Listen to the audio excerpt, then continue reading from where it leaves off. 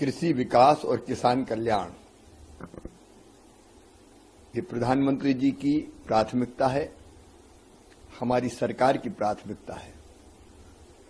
और ये इसी से प्रकट होता है कि तीसरी बार सरकार बनने के बाद अगर सबसे पहला फैसला प्रधानमंत्री जी ने किया तो किसानों के खाते में किसान सम्मान निधि डालने का किया।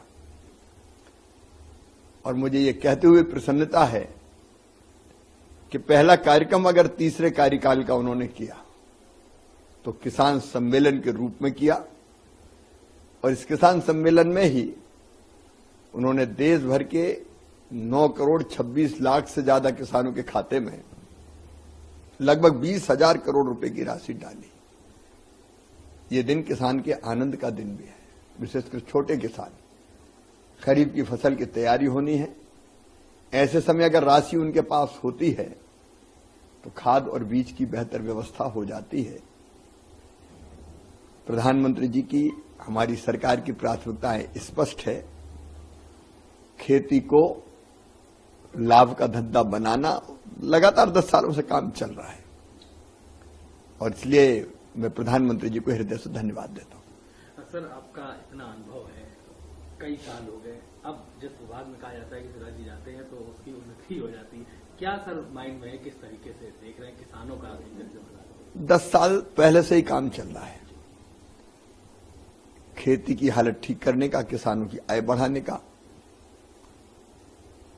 कई काम सरकार ने पहले से किए प्रधानमंत्री जी के नेतृत्व में। 100 दिन की कार्य योजना भी तैयार है, फिर 5 साल की कार्य योजना और 2047 विकसित भारत का लक्ष्य प्राप्त करने के लिए कृषि का रोड मैप क्या होगा उस पर भी हम तैयारी कर रहे हैं। 6 चीजें मुख्य रूप से, एक, प्रति हेक्टर उत्पादन बढ़ाना, दूसरा, उत्पादन की लागत घटाना, तीसरा, उत्पादन के ठीक दाम उनको देना, चौथा, नुकसान अगर हो जाए तो नुकसान की भरपाई करना, पांचवा, कृषि का विविधीकरण, केवल परंपरागत खेती नहीं, फूलों की खेती, फलों की खेती, सब्जियों की खेती, औषधि खेती, कृषि वानिकी, कृषि के साथ पशुपालन, मधुमक्खी पालन, कई तरह की चीजें जोड़ने का प्रयास ताकि किसान की आमदनी और बढ़े। और छठवां है प्राकृतिक खेती, क्योंकि ये धरती आने वाली पीढ़ियों के लिए भी सुरक्षित रहनी चाहिए और इसलिए अनियंत्रित केमिकल फर्टिलाइजर का उपयोग धरती के स्वास्थ्य को नुकसान पहुंचा रहा है। इसलिए उत्पादन भी ना घटे, लागत भी कम हो जाए और धरती का स्वास्थ्य भी बना रहे, इसके लिए हम लोग काम कर रहे हैं।